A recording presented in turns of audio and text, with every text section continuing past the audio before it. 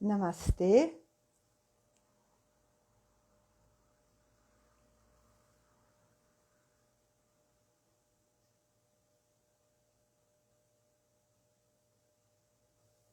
Boa noite a todos vocês. Hoje é uma live muito especial, que é um dos meus grandes mestres, o Marco Portela.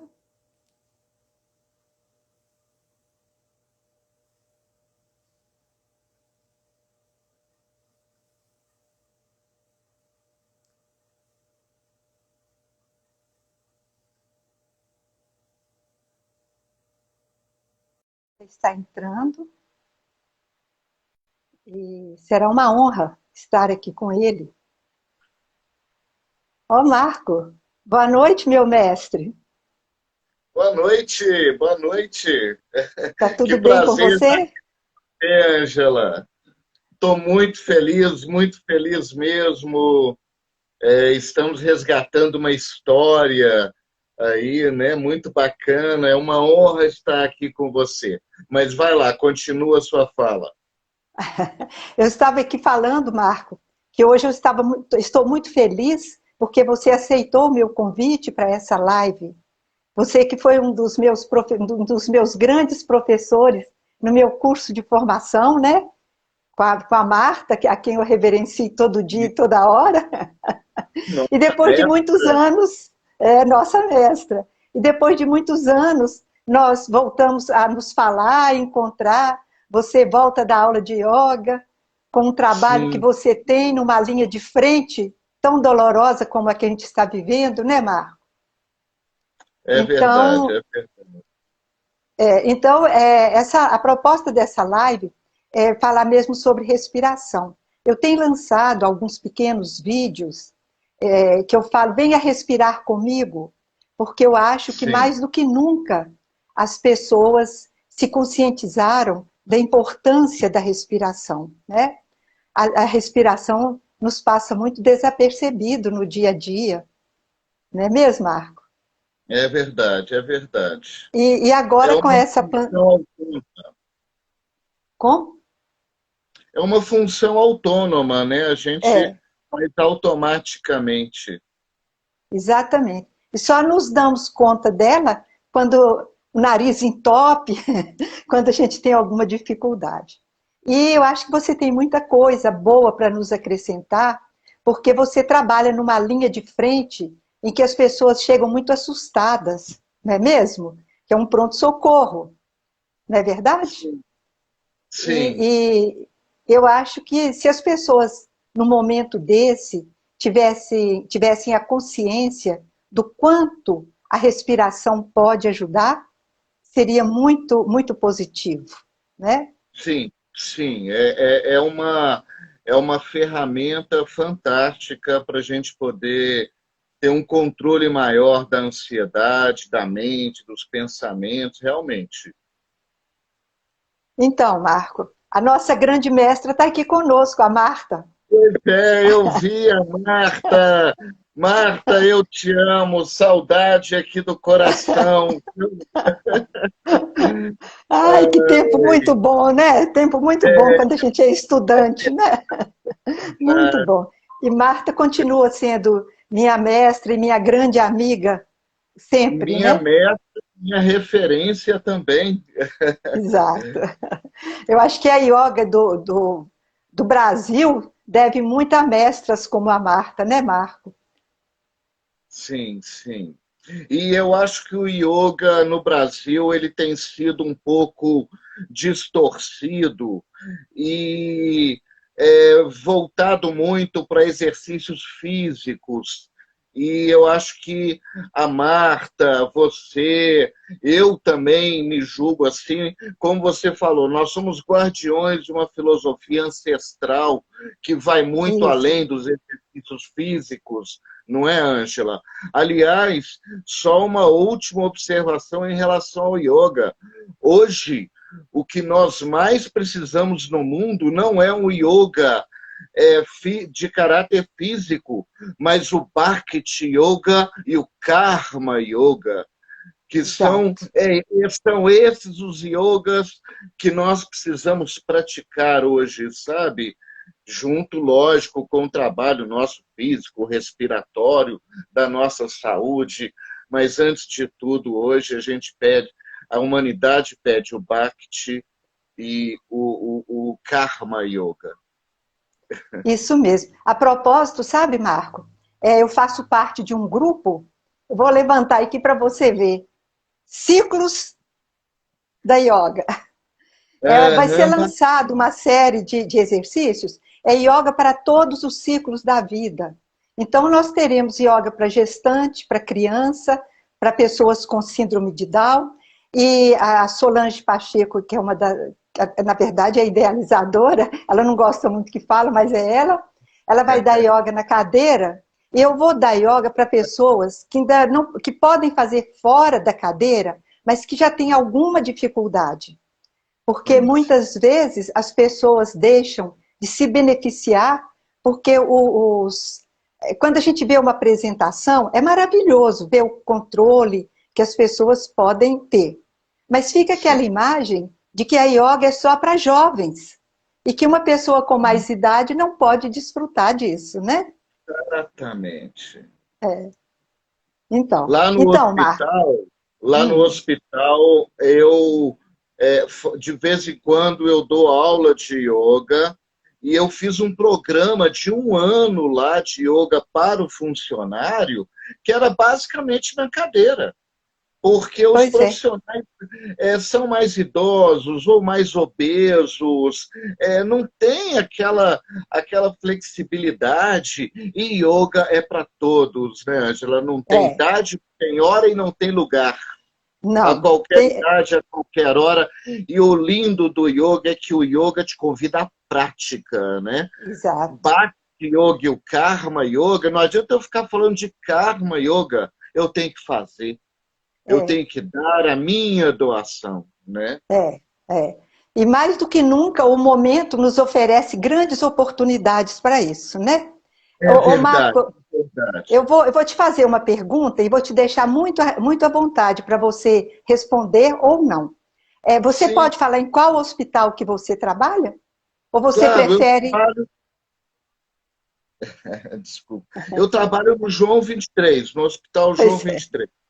é, É o pronto-socorro de Belo Horizonte, que não é um hospital de referência para a Covid, mas que, em função da rede de saúde já está saturada, nós, então, estamos também com pacientes Covid, com alas isoladas.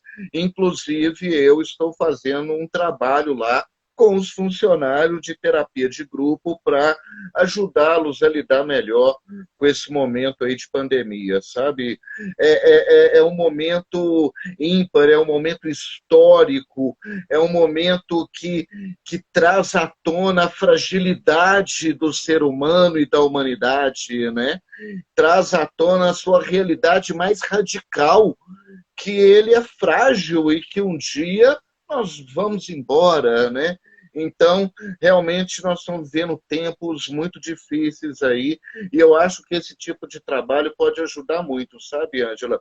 Você está de parabéns lá no Tranquilitas, sabe, com toda a mensagem que você está passando, todo esse trabalho que você está fazendo, muito bonito, eu tenho acompanhado, está de parabéns, porque eu acho que as pessoas precisam disso, sabe? é porque eu tive grandes mestres. Agora, Marco, olha, a palavra é sua. Eu gostaria que você falasse um pouco sobre a respiração com relação à ansiedade, o medo, as tensões, porque eu acho que as pessoas chegam até você com tudo isso junto e misturado, né, Marco? Medo, ansiedade, tensão, insegurança, tudo que se relaciona a isso. Então, agora É, a vez é sua. obrigado. E assim, ao longo da minha fala, eu fiz até um pequeno roteirozinho aqui, mas eu vou me permitir falar um pouco mais solto. E se houver alguma questão, alguma dúvida, a turma pode ir fazendo, você pode também estar fazendo essa interlocução comigo aqui, viu? Estamos juntos. Tá bom. Mas no hospital onde eu trabalho, lá no João, às vezes me perguntam assim: ah, você é médico? Aí eu penso assim, e respondo: eu sou médico de almas, eu sou psicólogo. É É a forma verdade. como eu respondo, porque é isso, né? Nós somos médicos de almas. E eu vou trazer aqui um pouco da minha visão, da minha experiência sobre essa questão da respiração e como que ela pode ajudar na ansiedade, na angústia. Nesse roteirinho que eu organizei, eu dividi em 3 partes. Falas rápidas, mas foram 3 partes. A primeira eu vou falar um pouco de angústia, ansiedade e medo. Vou diferenciar e falar um pouco das causas que podem gerar esses sentimentos.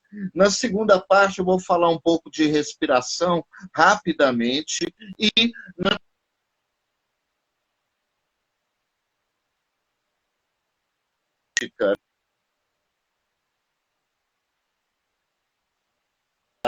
e as práticas orientais também, né, de maneira geral, a meditação vipassana, que hoje o Kabat-Zinn chama de mindfulness, né, tira o aspecto filosófico e místico e se transformou em mindfulness. Né? O mindfulness é uma meditação que está intrinsecamente ligada à respiração, a respiração, né? Peraí, por favor, Marco, teria jeito de você ficar mais de lado para os É porque os... comentários ultrapassem seu rosto? Ana Bom, Beatriz, então é isso. Vai ser esse o meu roteiro, tá? Vamos começar, então, falando um pouco Marco, de... Marco, eu só queria lembrar que eu me referi a você somente como professor de yoga. Mas, na verdade, eu gostaria que você falasse do seu currículo também. Porque ficou parecendo que você é só um professor de yoga. Ô, mas que... Ô, Ângela! Olha, não é só, não, é isso tudo. O professor de yoga é uma honra para mim, é o meu caminho, é, é, é em psicologia, eu sou psicólogo clínico, hospitalar, fiz o meu mestrado na UFMG, sou mestre em psicologia, especialista em saúde mental, e tem aí mais de 20 anos aí de prática na clínica, no hospital, enfim, é isso, é isso. Mas vamos lá, eu vou começar falando da angústia, ansiedade e medo, porque são sentimentos extremamente presentes hoje. A humanidade hoje está ansiosa, a humanidade hoje sofre de angústia e ansiedade, inclusive em função da Covid. Ela já estava adoecida, a humanidade. Agora, com a Covid, então, aí é que deflagrou ainda mais, né, a angústia e o sofrimento psíquico, o sofrimento humano, nas suas mais diversas formas. Então, a angústia, nós dizemos que ela é existencial. Por quê? Angústia e ansiedade, mas vamos falar primeiro da angústia. Ela é existencial porque ela faz parte da existência. Ela faz parte da espécie humana. É um fenômeno e um sentimento que nós, seres humanos, não temos jeito de fugir. A angústia. A angústia existencial. Ela existe, ela faz parte da nossa existência simplesmente porque nós temos uma noção e uma consciência de tempo e de espaço. Eu sei que um dia eu não serei mais, eu sou capaz de prever o meu futuro, de prever as situações, de simbolizar, de antever, e isso me faz o tempo todo me colocar em contato com essa minha fragilidade. Então, a angústia, ela faz parte da existência. A gente chama de angústia existencial. A maior parte das pessoas, todos nós, em geral, elaboramos estratégias para tamponar essa angústia e lidar com ela. Então, a maior parte das pessoas tem condições e recursos de lidar com essa angústia sem fazer sintoma. Mas uma boa parte das pessoas acabam não tendo muito como lidar com essa angústia e acabam evoluindo para sintomas. Mas a angústia, ela é um sentimento que não está ancorado em nenhum objeto. Ela está solta. Ela diz respeito ao zero, ao nada, ao vazio, à falta de sentido. Isso é a angústia por a falta de sentido, o zero, o nada. A ansiedade é essa angústia ancorada nos objetos da vida e do dia a dia. Então, a ansiedade, a angústia, ela não tem um objeto, mas a ansiedade tem. A ansiedade é essa angústia ancorada nas coisas. Na minha rotina diária de preocupações, de ter que pagar conta, de ter que cuidar de família, de trabalhar, todos esses cuidados que nós não temos. Então, a ansiedade, ela também é existencial, faz parte da vida. São sentimentos, tanto angústia, ansiedade quanto medo, que nós não controlamos, nós não temos como evitá-los, eles fazem parte da vida e da existência. Nós, ao longo da vida, temos que encontrar recursos para poder lidar com esses sentimentos. Então, a ansiedade... Ó, tô colando.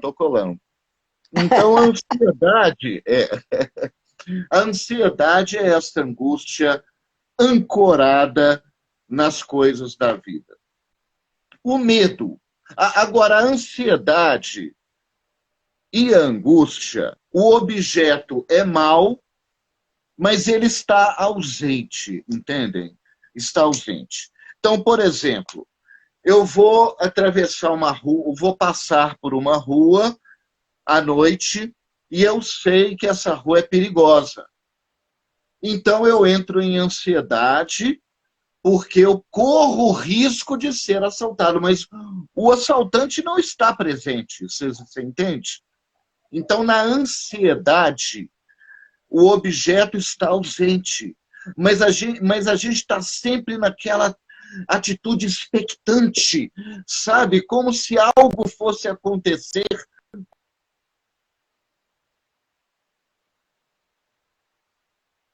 A angústia está ancorada, por exemplo, naquele momento, nessa possibilidade, né, de ser assaltado. Hoje, na possibilidade de pegar a Covid, né?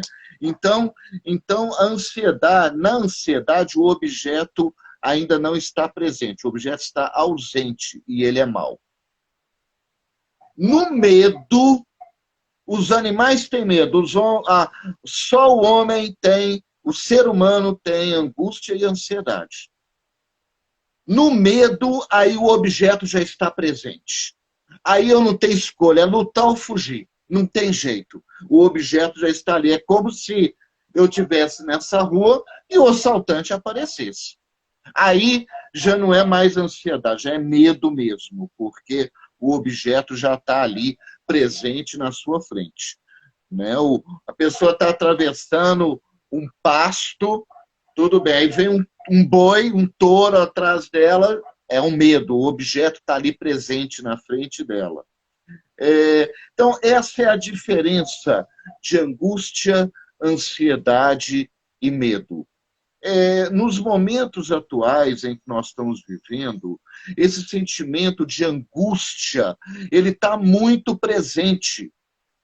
Porque a humanidade, como eu falei, se deflagrou com a dura realidade de sua fragilidade, de como que nós somos frágeis, de como que a morte pode nos tocar a qualquer momento. Alguns fatores existenciais são geradores de angústia. Morte e finitude geram essa angústia existencial. Solidão gera essa angústia. Falta de sentido também. Você cair numa situação de falta de sentido. Por que isso? Essa é uma pergunta que eu ouço muito lá no hospital, sabe? Eu não ouço no consultório particular, porque a pessoa vem no consultório com uma história e um percurso diferente de suas questões aí. Mas no hospital, a pessoa foi tirada da rotina dela e foi jogada, lançada dentro de uma realidade de dor, de angústia por causa de um acidente ou de qualquer outro trauma. E eu ouço muito lá no hospital a pergunta: por que eu? Por que eu? Às vezes fala assim, eu pensava que só acontecesse na televisão, com o vizinho, mas aconteceu comigo.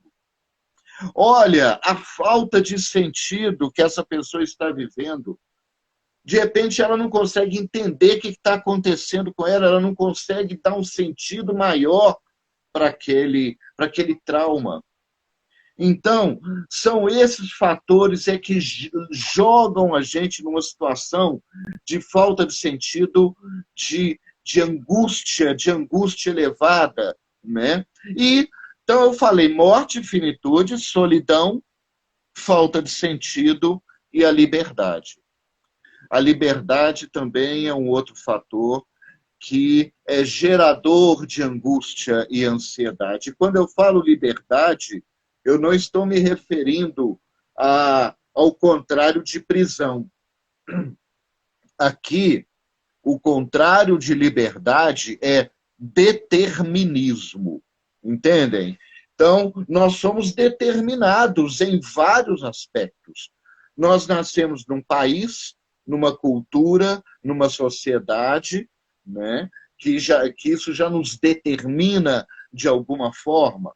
Nós nascemos num corpo que tem um sexo masculino ou feminino, já colocam na gente um nome.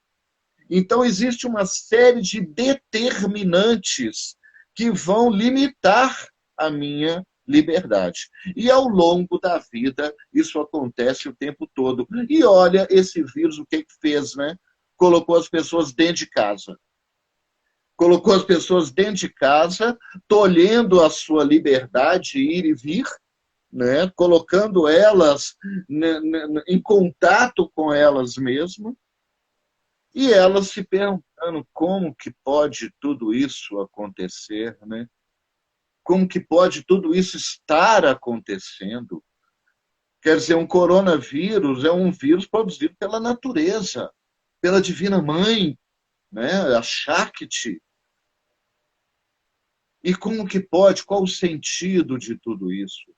É um karma da humanidade, não é um karma só pessoal, é um karma coletivo. Né? E no caso do karma coletivo,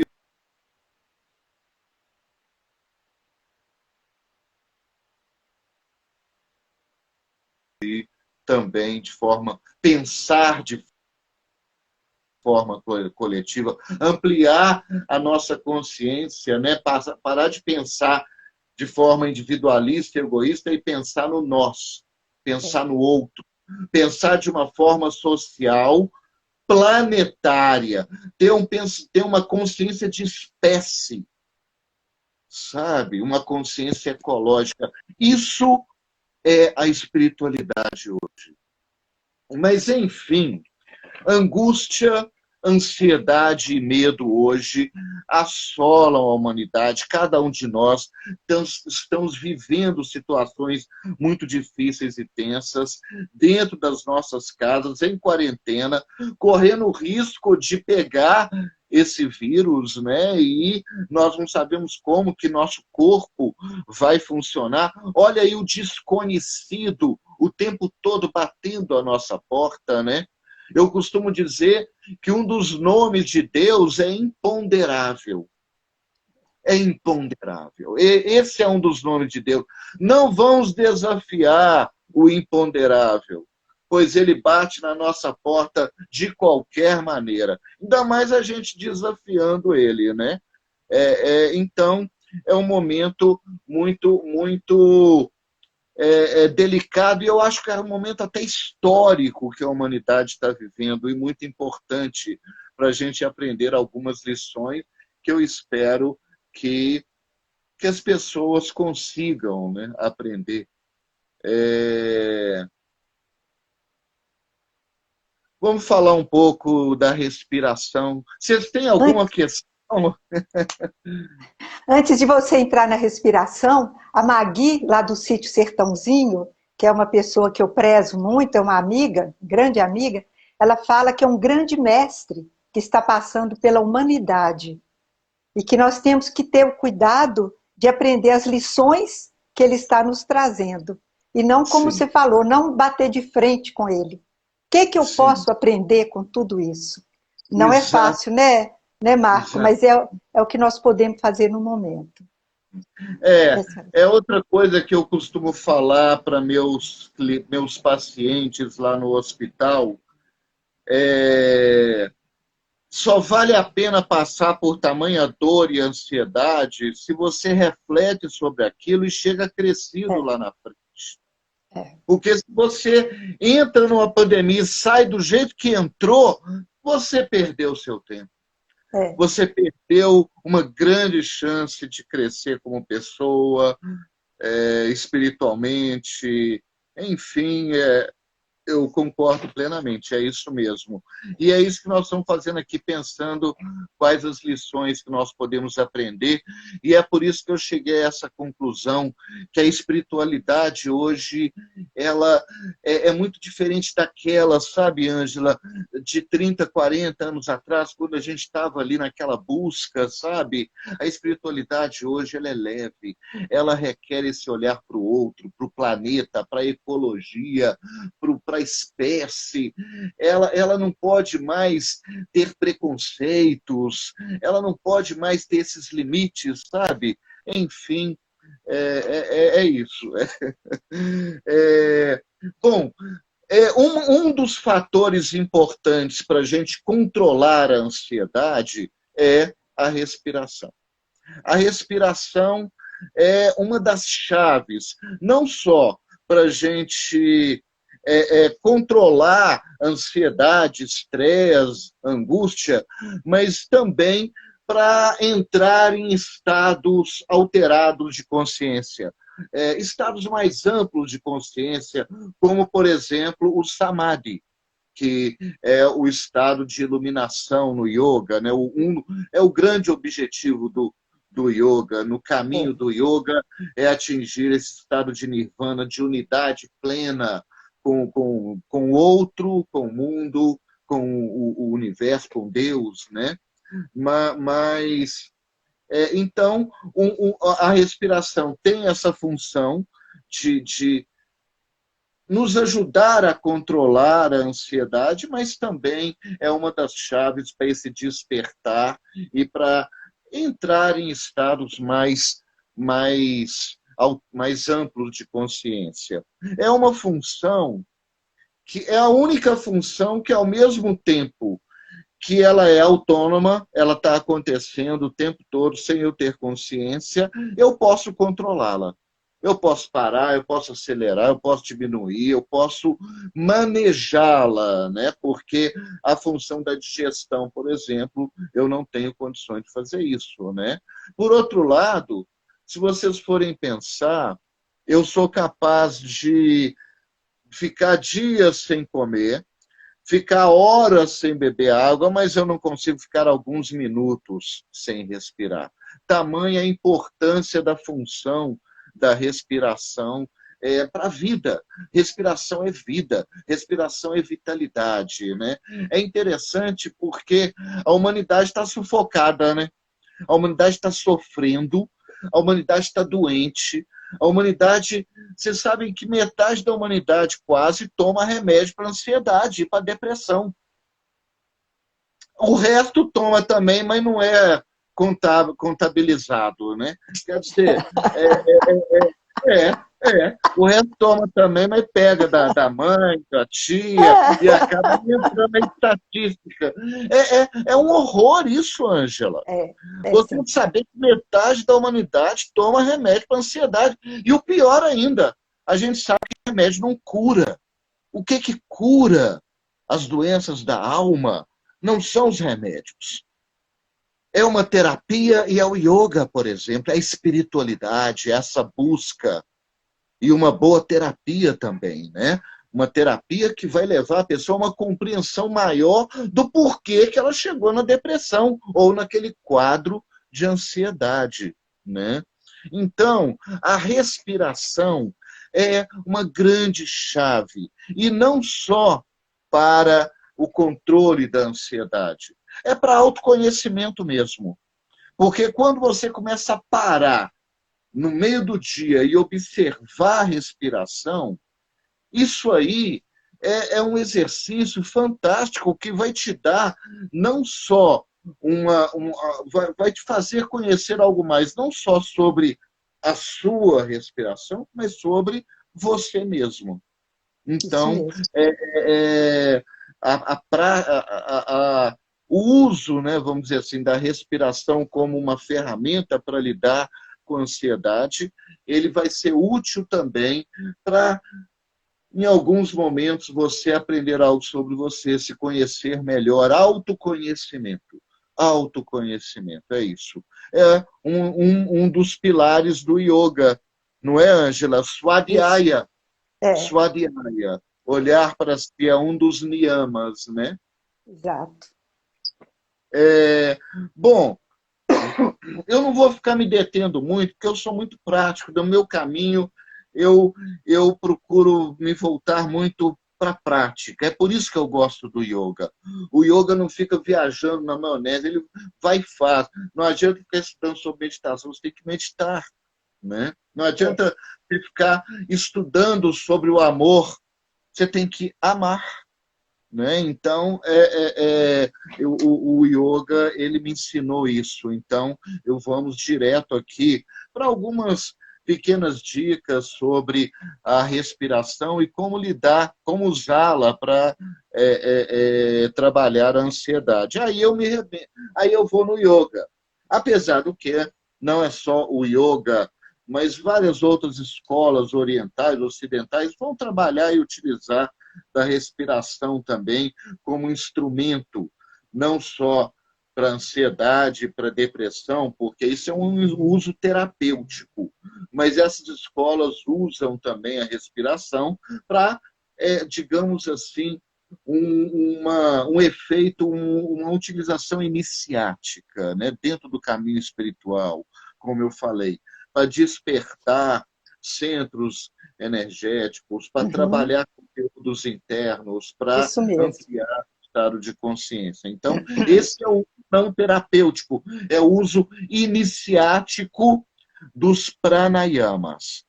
Pranayamas são os exercícios respiratórios do yoga. Prana, força vital, energia vital, vitalidade, aquilo que nós assimilamos junto com o oxigênio, né? Prana, força vital, energia, e yama, controle. Então, pranayama é uma parte do yoga muito importante, do Raja Yoga, muito importante, e mais tarde do Hatha Yoga também, né? O Hatha Yoga incorpora, pega lá com a influência lá do Patanjali, do Raja Yoga, né? E lá no século XII, XIII, quando se compila ali o Hatha Yoga pega também esses exercícios respiratórios e várias outras práticas e técnicas do yoga. Mas o pranayama, então, é uma parte do yoga extremamente importante que hoje é utilizado de forma terapêutica. E é o que nós vamos tentar, o que eu vou tentar. Quem sou eu para ensinar, né? Mas dá uma dica ou outra aí, dentro desse tempo que a gente tem, e eu espero poder ajudar. Olha, ora, pranayama não é só respiração. Ô, Ângelo, se eu estiver falando demais, estiver no meu tempo, você fala, viu? Se você quiser interromper, se você quiser interromper, fazer alguma pergunta, alguém perguntar alguma coisa, viu? Eu Marcos, falo demais. deixa eu te Me falar, você não deu está falando corte, eu de. falo. Oi? Você não está falando demais, não. Eu estou matando a saudade da época em que a gente fazia o curso. Adivinha, a Beth Werner, a Natércia, aquela turma toda, né? A Sim, eu Rúbia. lembro de todo mundo. Nós, Saudade. nós sempre Mas olha, adoramos a sua aula. mas olha, para ser pranayama, é preciso, não é só respirar, é preciso ter algum elemento a mais. O primeiro elemento é a consciência do ato de respirar. É essa presença. É você estar ancorado no seu corpo, sentindo o ar entrando, saindo. Essa presença e essa consciência do ato de respirar, por si só, já transforma, vamos dizer, aquela respiração mecânica e automática em pranayama. O segundo elemento é uma mentalização ou visualização para canalização de energia. Vamos ficar, por enquanto, só com o primeiro, porque basta o primeiro, em alguns aspectos, para que a gente possa já conseguir abaixar um pouco a nossa ansiedade, utilizando aí essa parada e a respiração. É, a nossa respiração, ela vai se adequar ao nosso gasto energético. Então, no yoga, a gente aprende o seguinte: existe na respiração um ritmo ou uma velocidade, a gente chama de japa, e uma medida, que a gente chama de matra. É ritmo e medida. A velocidade é fácil a gente entender, né? A respiração rápida. Agora, a medida é a extensão dela. Então, por exemplo, eu tenho uma respiração profunda, ela é uma medida ampla, né? Ó, foi lá dentro, voltou. Então, você vê, ó, o ar, a medida dela é mais ampla. Quanto mais energia eu estou gastando no meu exercício físico, eu estou fazendo um exercício físico, por exemplo, a respiração vai se adequar ao gasto energético. Então, a respiração vai ficar com uma medida menor e mais acelerada. Estão entendendo? Então, se eu estou num exercício físico, a minha respiração vai ficar numa medida menor, mais curta e acelerada, porque as células precisam de muito oxigênio, acelerar o metabolismo para liberar energia para a gente poder ter essa energia de correr, por exemplo.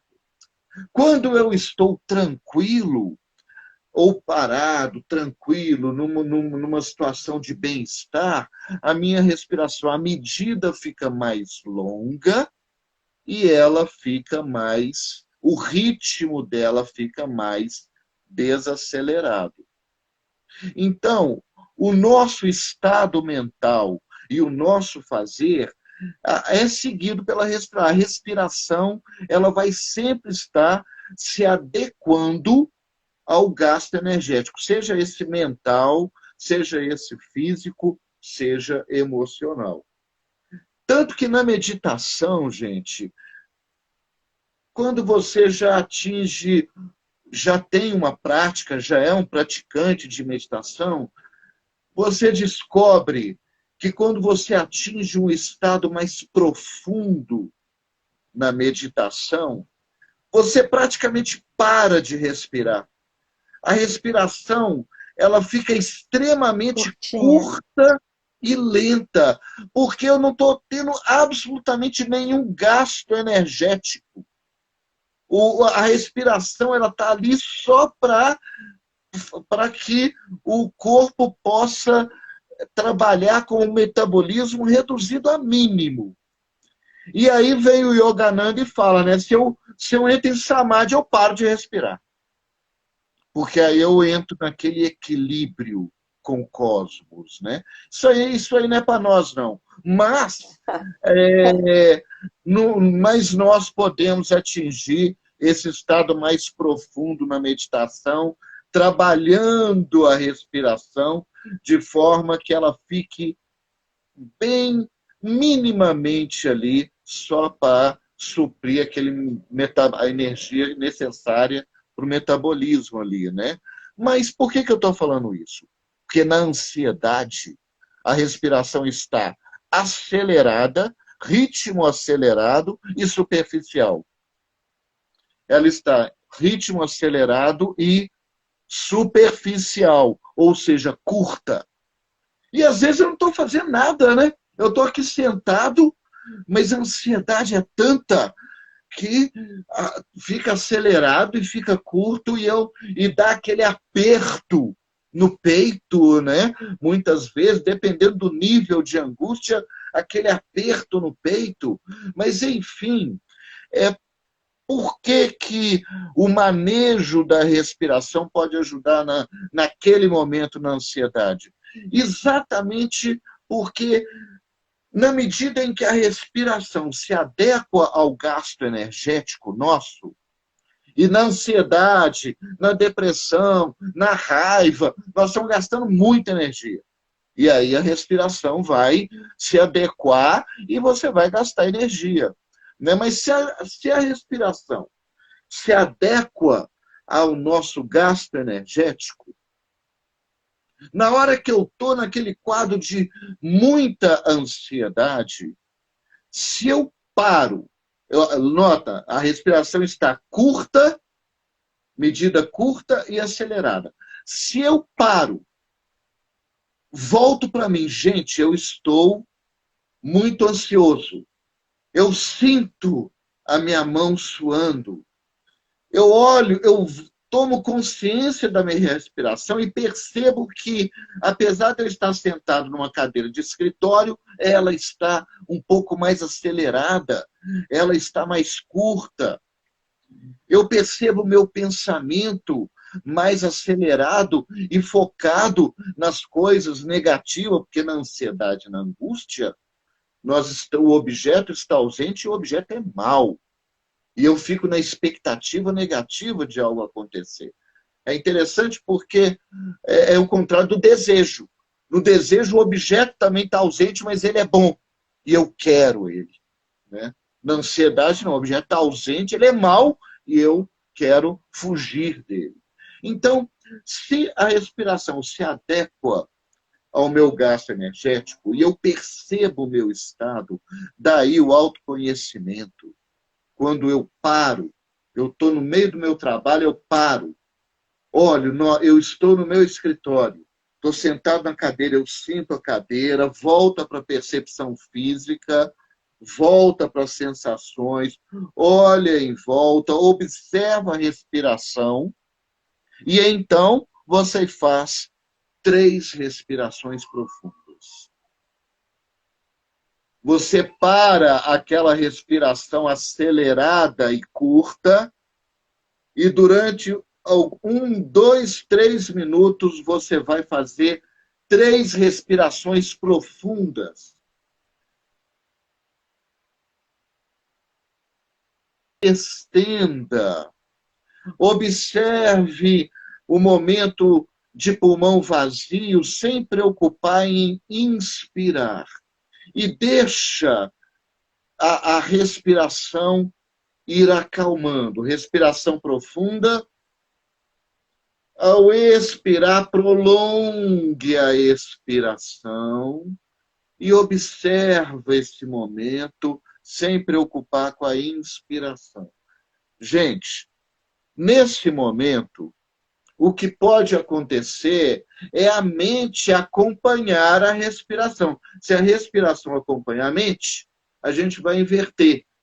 Então, na medida em que eu paro aquela respiração acelerada e me volto para mim, me presentifico, volto para a consciência da minha respiração e faço 3 respirações profundas, nesse momento eu tenho certeza que a sua mente vai desacelerar.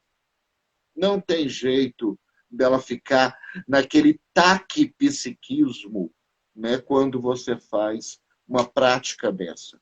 Uma prática simples, uma prática que você pode fazer em qualquer lugar. Se no seu escritório estiver cheio de dinheiro, não tem problema. Porque um outro exercício e uma outra prática importante do yoga que nós falamos, é o pratyahara, é a abstração dos sentidos. Né? Nós temos que ter essa capacidade de meditar no caos. Ainda mais nos dias de hoje. Né? Então é uma dica apenas de um exercício rápido para você controlar ali a ansiedade naquele momento e alterar um pouco o ritmo do seu pensamento e até o objeto dele. Porque aí entra o segundo ponto do pranayama, que é a mentalização ou visualização. Eu costumo, nas minhas aulas, em alguns pranayamas, utilizar mentalizações e visualizações técnicas para canalização de energia. Mas em outros eu uso uma mentalização mais subjetiva, do tipo, inspire, imaginando a paz entrando, imaginando a paz, o equilíbrio, a saúde.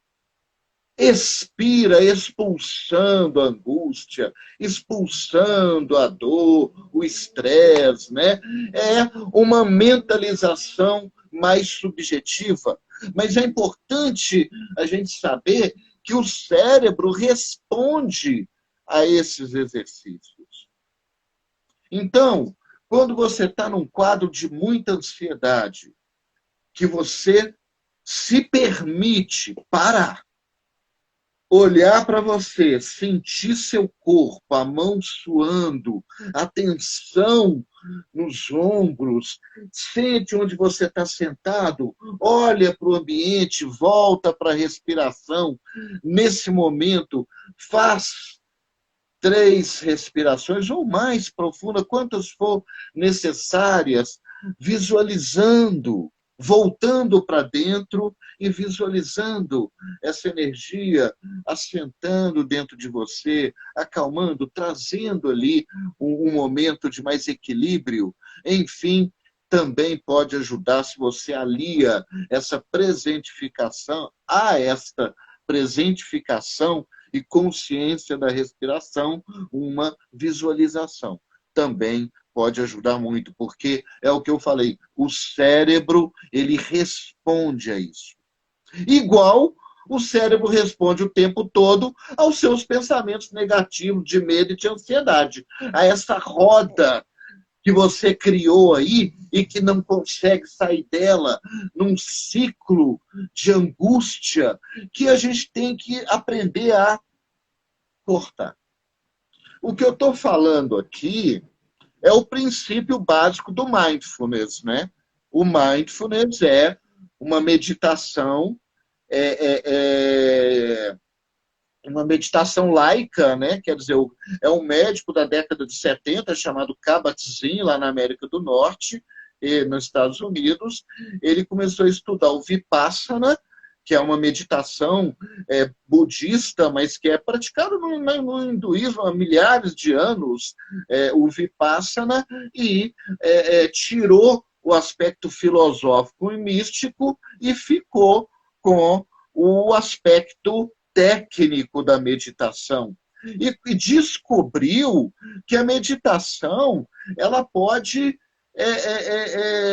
ela é muito útil, não só para ansiedade e para depressão, porque ela vai trabalhar lobo frontal, pré-frontal, giro do cíngulo, amígdalas, vai ajudar no controle desse impulso agressivo, das ansiedades, mas a meditação vai atuar na ínsula, que é uma região do lobo pré-frontal que está ligada às relações humanas, a percepção que eu tenho do outro, a empatia. Então, o Kabat-Zinn, ele descobriu que a meditação é útil para tudo, enfim, para você realmente adquirir uma qualidade de vida nas suas relações, na sua saúde mental, física, né? E tirou o aspecto filosófico e místico e ficou somente com o aspecto técnico. E uma das bases, a chave do mindfulness é a respiração, né? A partir da respiração é que a pessoa, então, entra na meditação ou em mindfulness, vamos dizer assim. Mas, Ô, enfim, Marco, gente... Oi. eu ficaria te ouvindo aqui a noite inteira, sem Tá na cansar. hora, né? E sei que o que você tem para nos passar, Oh! você só deu assim um aperitivo de todo o seu conhecimento e de toda a Ai, sua experiência com a dor humana, né, lá naquele ambiente seu de trabalho. Mas ela sua fala é tão preciosa que eu quero salvar. E você sabe sim, que sim. aí Tem a que salvar no internet IGP. ela não é generosa conosco nesse ponto. Ela é ali pontual na hora de Sim, sim. Tá desligar, na né? hora, né? Está na hora. Então, eu desativei os comentários na hora. Uma solicitação para participar do seu vídeo ao vivo, uma pessoa que entrou. Mas não vai dar tempo, me perdoa. Ah, Eu quero salvar, porque a sua fala é tão preciosa que eu acho que as pessoas que não tiveram oportunidade de assistir, a gente salvando no IGTV, elas vão poder assistir depois, né? sim, E quem sim. sabe a gente pode agendar uma outra live para você continuar falando de tudo isso. Quantas coisas que a gente pode acrescentar à nossa respiração, né, Marco? Os Sim, mudras, os mantras, e por aí sim. afora vai, né? Exatamente, exatamente. É isso aí mesmo. Aí entra As os outros suas aspectos, né? as suas visualizações, eu tenho todas elas, daquele curso que nós fizemos com você também, que era depois que nós terminamos lá com a Marta, né? Que é daquela Aham. mesmo de espiritualidade, esses Sim, caminhos que a gente foi pegando por aí. Mas sim. olha, A Marco, Vera também fez. Oi, Vera!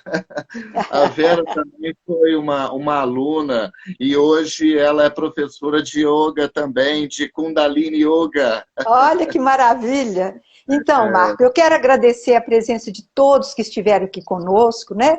Já à noite. E o que você tem para nos passar, você só deu, como eu falei, um aperitivo de tudo que você tem para nos passar. Não tem palavras para te agradecer, te falar que eu me senti muito honrada quando você aceitou o convite, tá? Te reverencio sempre como meu grande mestre, né? Ai de nós se não fossem os nossos grandes mestres. E te sim, deixo à sim, vontade para você despedir e para eu sim. poder tentar salvar. Pois é, eu tentar não, na hora que você tirar, sair, vai te dar a opção de você salvar no IGVT. Aí você vai É, lá e salva no IGVT. mas eu tenho que sair Não antes dele me perde. derrubar, né? Ó, eu queria agradecer também a você, Ângela. Eu te admiro muito, aprendo muito com você. Você é uma grande mestra de yoga. Eu queria te agradecer muito a oportunidade de estar aqui. Eu estou muito feliz de estar resgatando toda aquela história, né, daquela época. De repente a gente está retomando aquilo. Você vê que não morreu, estamos juntos aí, né, Ângela? É, isso mesmo. Muito bacana, eu queria te agradecer muito, viu?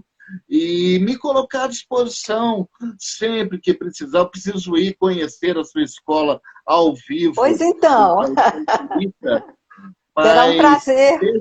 deixa as coisas passarem, essa pandemia passar, aí eu vou lá te visitar, conhecer a escola. Quanto às lives, eu estou à disposição, vamos conversar. Eu adoro isso aqui, eu acho que a gente acumula um saber, não é para ficar com a gente, né, Ângela? Muito Isso obrigado, viu? mesmo. É. Eu queria te Isso também é pedir. Karma Yoga, né? É, eu queria despedir, inclusive, você sabe que eu criei um mudra.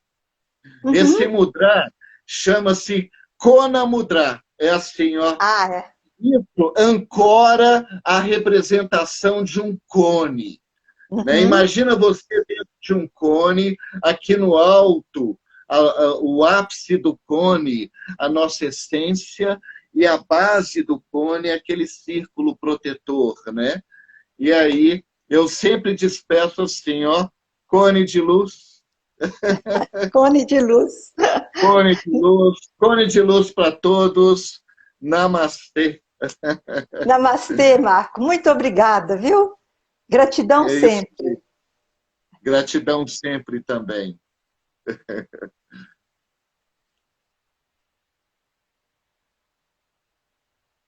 Eu não sei como é que eu saio.